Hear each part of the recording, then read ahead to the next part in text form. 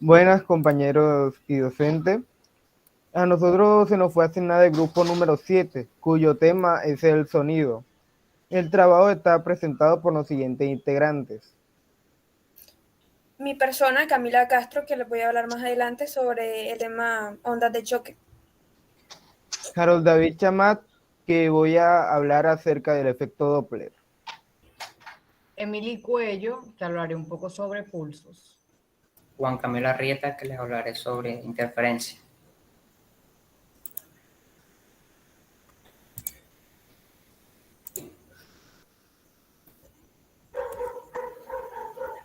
Ok, iniciaré hablándoles de interferencia. Voy a definir un poco lo que vendría siendo esto. La interferencia es el fenómeno mediante el cual diferentes ondas se afectan entre sí como consecuencia de una acción recíproca. Dicha acción genera que el movimiento inicial aumente su intensidad, disminuya o cese completamente. Esto puede afectar a diferentes tipos de ondas, por ejemplo, ondas de sonido, ondas de radio y ondas de luz. Pasamos a los casos que se pueden dar, que son cuando las ondas son distintas, constructivas o destructivas. Estas dos últimas son las que más se pueden encontrar. Iniciamos con las distintas, cuando son distintas. Es cuando dos frecuencias son distintas, digamos que si tenemos una frecuencia con una onda baja y otra frecuencia con una onda de mayor magnitud. ¿Qué pasa? Estas dos se suman y crean algo denominado ruido. Luego pasamos a la constructiva. Se produce cuando las ondas chocan o se superponen en fases, obteniendo una onda resultante de mayor amplitud que las ondas iniciales. Pasa cuando son iguales y encima están en fase. También se suman, generando una onda de mayor amplitud.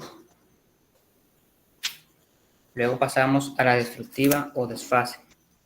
Es la superposición de ondas en antifase, obteniendo una onda resultante de menor amplitud que las ondas iniciales. Esto pasa cuando la suma de cada fase de la onda es igual a cero. Esto genera algo denominado silencio. Pasamos a las fórmulas, a las condiciones que se deben dar. En esta primera imagen de aquí es la condición para la interferencia constructiva. Tenemos la fórmula que dice que la diferencia de caminos ópticos de R2 a R1 tiene que ser igual a m más lambda, donde m es igual a 0, más menos 1, más menos 2, más menos 3. La distancia recorrida debe haber de S1 al punto B es 7 longitudes y la distancia que hay entre S2 y B es de 9 longitudes. Entonces, para hallar la diferencia de caminos ópticos de R1 a R2, simplemente se restan. Se reemplazan, se restan. Serían de dos longitudes. Pasamos a las condiciones de la interferencia destructiva, donde la fórmula sería la diferencia de caminos ópticos de R2 a R1 va a ser igual a m más 1/2 por lambda, donde m va a ser 0, más menos 1, más menos 2 y más menos 3. Aquí es prácticamente lo mismo que el anterior, simplemente reemplazar los valores que nos dan en la gráfica, reemplazarlos en la fórmula. Muchas gracias.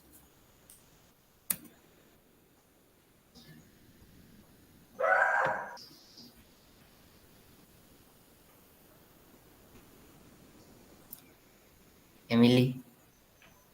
Bueno, ahora les hablaré un poco sobre pulsos.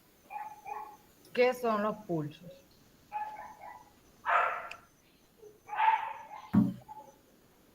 Pasa la diapositiva. Bueno, ¿qué es un pulso? Un pulso es una perturbación de corta duración generada en el estado natural de un punto de un medio material que se transmite por dicho medio. Podemos producir un pulso, por ejemplo, realizando una rápida sacudida en el extremo de un muelle o de una cuerda, lanzando una piedra al agua de un estanque, dando un golpe a una mesa o produciendo una detonación en el aire.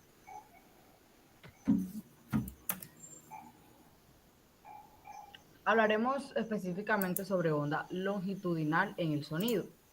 En el video que tenemos a mano derecha, muestra el viaje de ida y vuelta de un pulso producido en un muelle largo. Para generarlo, se juntan varios anillos del resorte tenso y después se suelta de golpe. La perturbación producida en un extremo se transmite a la zona continua del muelle, que repite el movimiento un poco después. El resultado global es un avance del estado de vibración a lo largo del muelle. Cuando la perturbación alcanza el otro extremo, el pulso se refleja y vuelve en sentido contrario. En esta experiencia, las vibraciones tienen lugar en la misma dirección en la que se propagan y decidimos que se llama pulso longitudinal. Ahora hablaremos sobre la onda transversal. De igual manera, observando el video que tenemos a mano izquierda, es otra forma de generar un pulso, de otra manera que podemos generar un pulso para que viaje por el muelle. Se muestra que ahora uno se estira un poco más los anillos del muelle en dirección perpendicular a él y se suelta de golpe.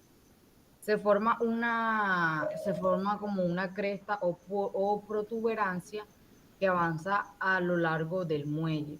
De igual que ocurre en la experiencia anterior, se refleja en el otro extremo para volver en sentido contrario. En este caso, las vibraciones tienen lugar en una dirección perpendicular a la propagación y decimos que se trata de un pulso de onda transversal. Otro ejemplo de ondas transversales son las que se producen en la superficie de un lago o un estanque. Entre las moléculas del agua se ejercen fuerzas intermoleculares de cohesión y la vibración vertical producida en un punto del agua se traslada por la superficie horizontalmente en todas las direcciones. La velocidad a la que se propagan las olas depende de la elasticidad del agua, determinada a su vez por propiedades como su composición. Aquí tenemos un claro ejemplo de las ondas longitudinales y transversales.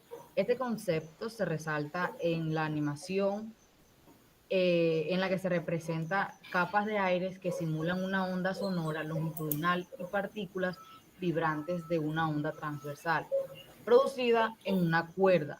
Vemos destacando el color rojo a una capa de aire y una partícula de la cuerda. Así se puede observar mejor que esa capa y esa partícula, como el resto, reproducen la vibración sin desplazarse por el medio. Mientras corre la aplicación, se puede modificar el tiempo de retardo en vibrar cada capa o cada partícula respecto a lo anterior y ver cómo afecta la modificación al aspecto general de cada onda. Ahora, a continuación, compañero Harold. Bueno, aquí vamos a hablar acerca de lo que es el efecto Doppler. Pasa por favor una diapositiva. Primero vamos a hablar acerca de lo que es el efecto Doppler. Es llamado así por el físico y matemático austriaco Christian Andreas Doppler.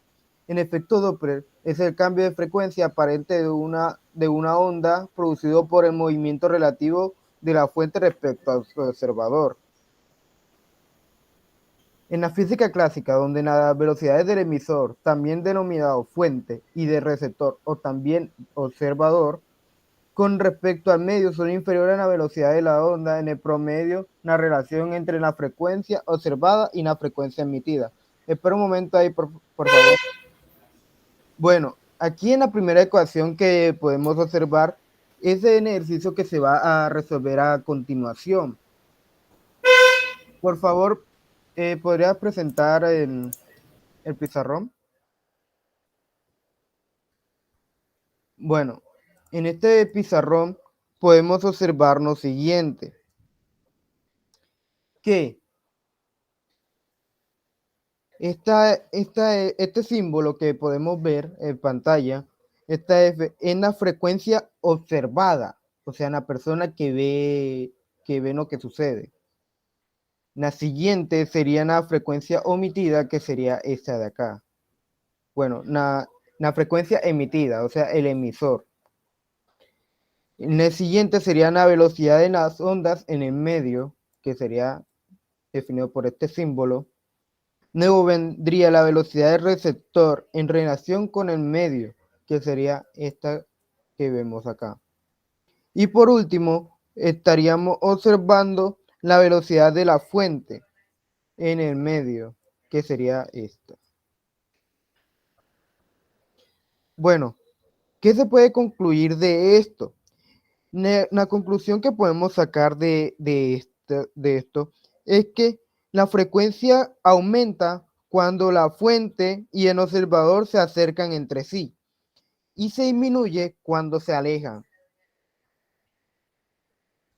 En la fórmula podemos observar que en la fuente se están acercándose o alejándose directamente del observador, y si la fuente se acerca al observador con velocidad constante, pero en una trayectoria no incidente, como por ejemplo un avión en un vuelo y un observador que está en el suelo, entonces suceden tres cosas. Lo que sucede, la frecuencia del observador escucha primero es más alta que la frecuencia emitida desde el objeto.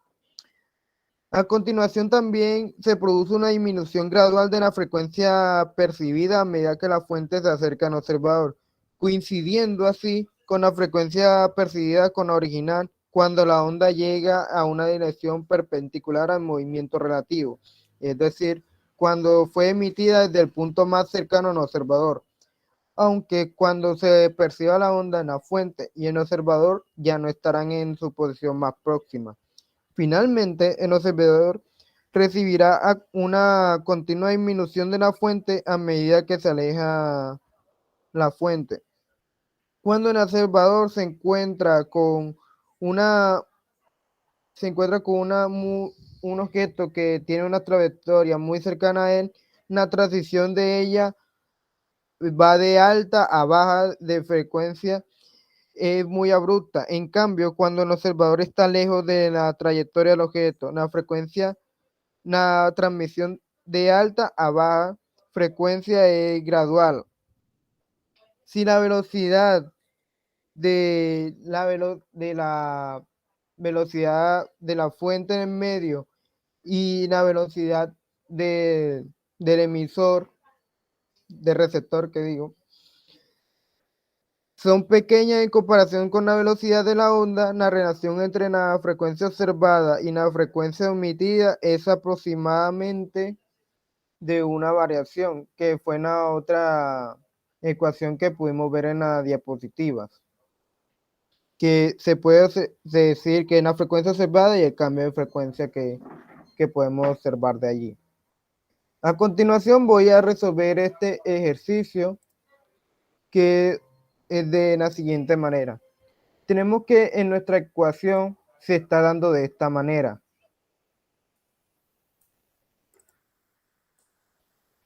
Entonces, vamos a partir dividiendo por la velocidad, o sea, por la v.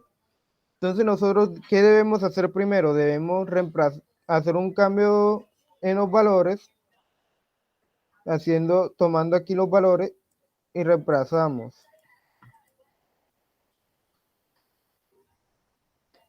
Como vamos a dividir por v, que serían esta operación, sería aquí 1 como resultado. Se le suma y aquí se pasaría a dividir.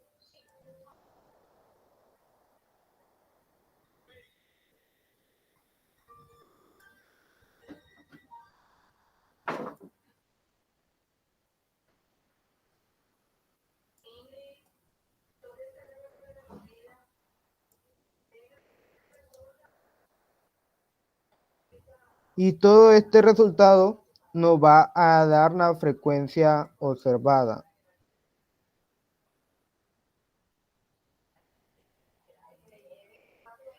Entonces, nosotros tenemos que resolver esta ecuación para obtener nuestra frecuencia observada. Ya una vez que obtuvimos una operación necesaria, pasamos a resolverla de una manera más simplificada, que quedaría de la siguiente manera.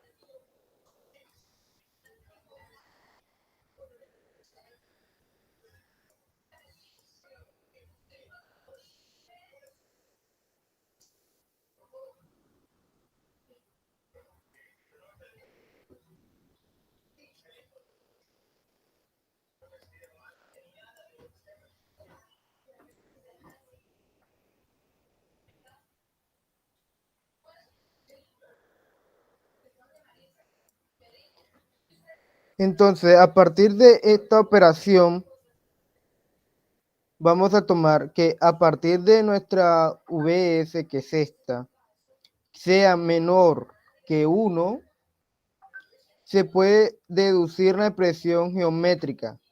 Entonces, esto cambiaría, hacer una disminución, pasaría a ser esta respuesta.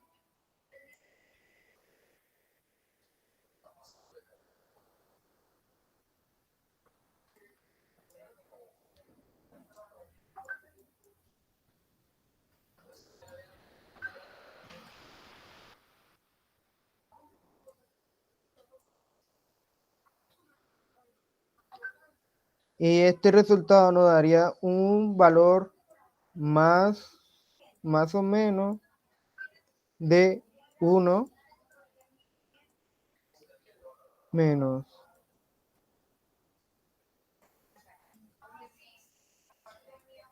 de la velocidad Euler del receptor.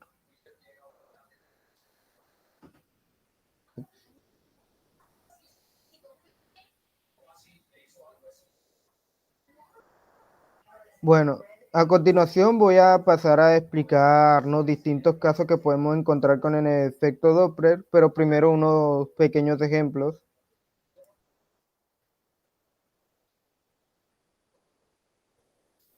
Pasa, por favor.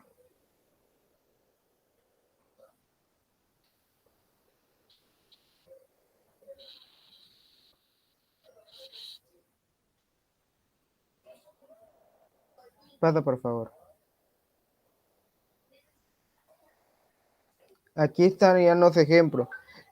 Pude encontrar 3 distintos ejemplos y en estos ejemplos más adelante voy a explicar los distintos casos que podemos encontrar en esa imagen.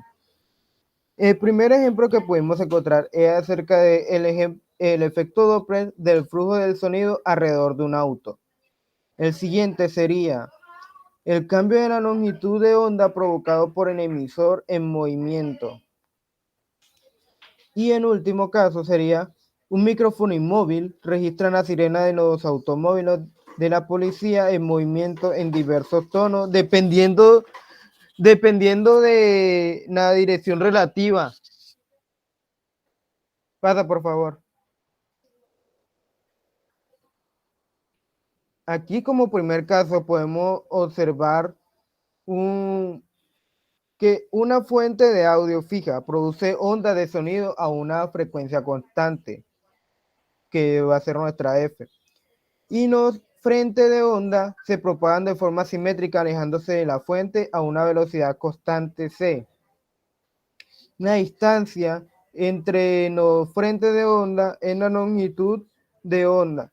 Todos los observadores escucharán la misma frecuencia que será igual a la frecuencia real de la fuente donde F es igual, donde la frecuencia es igual a la frecuencia emitida. Pasa, por favor. Bueno, aquí podemos ver un claro ejemplo. A este ejemplo se le puede llamar como situación estacionaria, que fue como ya explicamos anteriormente, que es donde el emisor y el receptor están ubicados en la misma posición. Pasa, por favor. El siguiente caso sería una situación subsónica. ¿Qué es lo que sucede en esta situación subsónica? La misma fuente de sonido está irradiando ondas de sonido a una frecuencia constante en el mismo medio. Sin embargo, ahora la fuente de sonido se mueve a una velocidad de 0.7 Mach. Puesto que la fuente está de movimiento, el centro de cada nuevo frente de onda está ligeramente desplazado a la derecha. Como resultado, los frentes de ondas comienzan a acumularse en el lado derecho, por delante, y que más distanciado en el lado izquierdo, que en la parte posterior, o sea, en la parte detrás de la fuente. Un observador frente a la fuente escuchará una frecuencia más alta, que sería una frecuencia de la velocidad constante más sería la frecuencia de la velocidad constante más 0 Mach, y esto es menos el 0.7 Mach, que esto nos dará una frecuencia que esta es la frecuencia emitida del objeto. Entonces, como resultado nos daría un 3.33 de la frecuencia emitida. Y un observador detrás de la fuente escuchará una frecuencia más baja, que sería de la misma operación, pero haciendo el cambio de signo, como explicamos anteriormente. Cuando es una frecuencia que va hacia atrás, generalmente el primer símbolo es negativo, y nosotros ya cuando es por delante sería positivo. Entonces, como resultado nos daría la siguiente ecuación. Sería de la frecuencia de el Mach menos 0 Mach más 0.7 Mach. Como resultado nos dará un resultado de 0.59 Mach, que fue la frecuencia emitida en ese momento, cuando el observador nos escuchó desde la parte posterior. Pasa, por favor. Aquí podemos ver un claro ejemplo de la situación planteada anteriormente, que fue cuando el emisor estaba en exposición estática, mientras que el objeto que emitía las ondas se iba moviendo hacia la derecha. Pasa, por favor. Ahora en el caso 3, ahora la fuente se estaba moviendo a la velocidad del sonido en medio, que ahora hicimos un pequeño cambio de ecuación, que ahora como la velocidad del objeto es la velocidad del sonido, es decir, a un Mach, los frentes de la onda enfrente de la fuente está ahora acumulado en el mismo punto. Como resultado, un observador enfrente de la fuente no detectará nada hasta que la fuente llegue a una posición dada de esta manera, que sería el Mach más 0 menos el Mach final, que es la fuente emitida, que sería igual a un infinito. O sea que el observador no va a poder medir hasta que ya haya pasado. Y un observador detrás de la fuente escuchará una frecuencia más baja, que estaría emitida de la siguiente manera, dándolo como un resultado una velocidad de 0.5 Mach, que esa es la frecuencia emitida en ese momento. Pasa, por favor. Aquí, como podemos ver a continuación, esto es lo que sucede, que a la onda moverse muchísimo más rápido que el observador, no lo va a poder medir hasta que ya haya pasado. Pasa, por favor. En el caso 4, la fuente de sonido ya ha superado la velocidad del sonido en el medio y se desplaza a 1.4 Mach, puesto que la fuente se está moviendo más rápido que la onda del sonido, y crea lo que realmente hace dirigir el frente de onda a medida que avanza. La fuente de sonido pasará ante un observador en reposo antes que el observador oiga el fuerte sonido. Como resultado, un observador situado enfrente de la fuente percibirá la siguiente ecuación, que sería, como hemos mencionado anteriormente, el Mach más 0 menos 1.4 Mach, que es la velocidad que toma ahora en la fuente. Como resultado nos da un menos 2.5 Mach, que es en la fuente emitida en ese momento. Y un observador detrás de la fuente escuchará una frecuencia mucho más baja, que sería de la siguiente forma: el Mach menos 0 Mach más 1.4 Mach. Como resultado nos dará un resultado de 0.42 Mach, que este sería nuestro resultado final en la fuente emitida. Pasa, por favor. Aquí podemos ver que aquí el objeto pasó mucho más rápido que la onda que éste emitía. Un claro ejemplo de esto, para ponernos más fácil de la explicación, es el claro ejemplo de cuando cae un rayo. Nosotros primero podemos ver el rayo que cae antes de poder escuchar el sonido que éste emite. Y es por eso que en este efecto se le llama como en efecto de situación supersónica. En el efecto anterior se llamaba sónico, nada más. Este en efecto supersónico. Bueno, ya. Ahora viene mi compañera Camila Castro con la parte de ondas de choque. Ok, yo les voy a hablar sobre ondas de choque.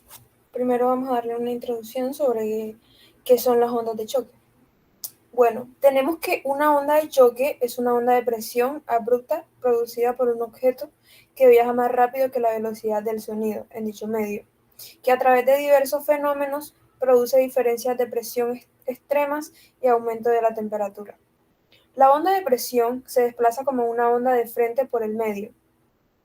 Una de sus características es que el aumento de presión en el medio se percibe como explosiones. Tenías que quedarte en la otra diapositiva. Bueno, ya, quédate ahí. Acá tenemos la aparición y las propiedades fundamentales. Bueno, en el lado izquierdo les vamos a hablar sobre la aparición. Tenemos que si la perturbación se produce a una velocidad menor a la del sonido, la perturbación es la responsable de que el gas se adapte a la forma del obstáculo, para que, por ejemplo, al mover la mano no se quede un vacío de gas en el lugar que ocupaba la mano anteriormente. El gas llena los huecos debido a que la perturbación le informa de a dónde tiene que ir. Pero si la perturbación se mueve más rápido que la velocidad del sonido, el pistón del coche, por ejemplo, la materia del medio en las cercanías del origen de la perturbación, no puede reaccionar lo suficientemente rápido como para evadir a la perturbación. El valor de las condiciones del gas, que son la densidad, presión, temperatura, velocidad, etc., cambian casi instantáneamente para adaptarse a la perturbación. Así se producen ondas de perturbación con aumento de presión y temperatura, llamadas ondas de choque. El vacío que crea el pistón al moverse de una posición a otra se llena mediante unos mecanismos distintos a los del movimiento subsónico, las ondas de Rankine-Hugoniot u ondas de expansión. Fenómenos similares se conocen no solamente en la mecánica de fluidos, por ejemplo la radiación de Cherenkov, fenómeno mediante el cual una partícula cargada eléctricamente que viaja a una velocidad menor a la de la luz en el vacío, pero mayor que un medio material, por ejemplo la atmósfera, genera, por así decirlo, ondas de choque de radiación al atravesar dicho medio. En el lado derecho tenemos los tipos fundamentales que son equivalentes. Hay dos tipos fundamentales de ondas de choque que en la física son equivalentes y solamente se distinguen en la elección del sistema de referencia. Primero tenemos las ondas progresivas en medio parado, que son producidas por perturbaciones súbitas en un medio, como a través de una explosión o un pistón en un motor, tubo de choque, etc. Se mueven a velocidad supersónica y realmente el observador está quieto en el medio y ve pasar la onda en movimiento. En segundo lugar, tenemos las ondas estáticas en medio fluido, que son producidas cuando hay un objeto moviéndose a velocidad supersónica relativa al medio. Es decir, el observador está montado sobre la onda y ve moverse al medio. Por ejemplo, el viento solar al incidir contra la Tierra o un avión volando a velocidad supersónica. Los ejemplos anteriores vienen a mostrar la forma más sencilla de estudiar dichos fenómenos, pero como ya se ha dicho anteriormente, la única diferencia escrita en la lección del sistema de referencia, por ejemplo, la forma más sencilla de estudiar la onda de choque producida por un proyectil matemáticamente es montándonos virtualmente en el proyectil, aunque sea físicamente imposible hacerlo. No obstante, el estudio se hace fotografiando la onda cuando pasa por delante de una cámara colocada a tal efecto. Siguiente diapositiva, por favor. Y en la imagen que les hablé anteriormente, podemos verla acá, en el lado derecho de la diapositiva, en el lado izquierdo, perdón. Bueno, en primer ejemplo tenemos las explosiones, que son como por ejemplo bombas cuyas ondas son las responsables de mover objetos y destruirlos. Para esas ondas de detonación existen modelos matemáticos, empíricos y teóricos exactos. En segundo lugar tenemos los aviones supersónicos, que provocan ondas de choque al volar por encima del régimen transónico, que es mayor a 0,8, pues aparecen zonas donde el aire supera la velocidad del sonido localmente, por ejemplo sobre el perfil del ala, aunque el propio avión no viaja a m mayor que 1. En tercer lugar tenemos los meteoritos que entran en la atmósfera, que producen ondas de choque. El aumento de temperatura producido por la onda de choque es la responsable de que se vean los meteoros. En cuarto lugar tenemos que en los alrededores del canal del relámpago hay un aire muy caliente que con ondas de choque produce el trueno en tormentas. Es decir, que es como una explosión a lo largo del camino que recorre el relámpago, debido a las fluctuaciones regulares que influyen en el camino de las ondas. No solo se oye un golpe, sino una serie de más o menos golpes fuertes en una distancia lejana. En quinto lugar tenemos que en el medio interestelar las ondas de choque pueden ser provocadas por supernovas o por nubes de gas y de polvo al ser atravesadas por cuerpos en movimiento. Se pueden observar gracias a los rayos X. En sexto lugar tenemos que los límites de la magnetosfera de la Tierra son señalados como ondas de choque. En esa frontera las partículas del viento solar son frenadas abruptamente. Como la velocidad media de esas partículas es relativamente más grande que la velocidad del sonido, en este medio se producen ondas de choque. Y por último tenemos que en los propulsores de los cohetes pueden aparecer ondas de choque si han sido mal diseñados.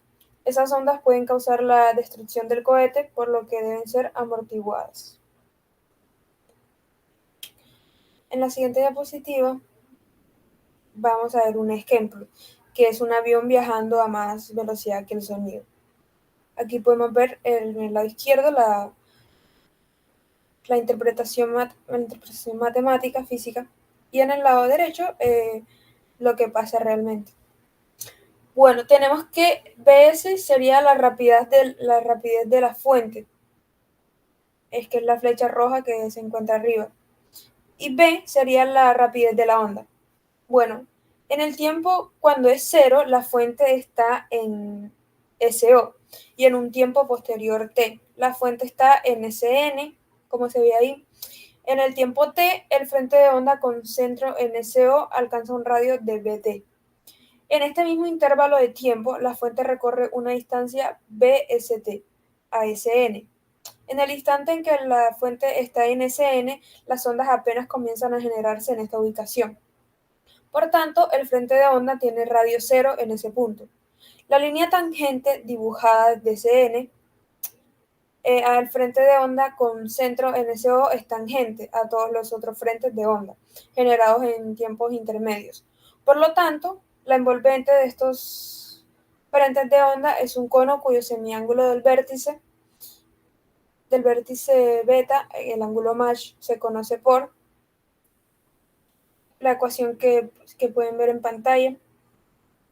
Seno igual a BT sobre BST igual a B sobre BS. La relación BS sobre B se conoce como número de Mach, y el frente de onda cónico que se produce cuando BS es mayor que B, la rapidez supersónica, se conoce como onda de choque. Los aviones jet que viajan con magnitudes de velocidad supersónicas producen ondas de choque que son responsables del fuerte estampido sónico que uno escucha. La onda de choque lleva una gran cantidad de energía concentrada en la superficie del cono con grandes variaciones de presión correspondientes. Tales ondas de choque son desagradables de escuchar y pueden causar daño a los edificios cuando los aviones vuelan supersónicamente a bajas altitudes. De hecho, un avión que vuela con rapidez supersónica produce un doble estampido porque se forman dos ondas de choque, una desde la nariz del avión y otra desde la cola.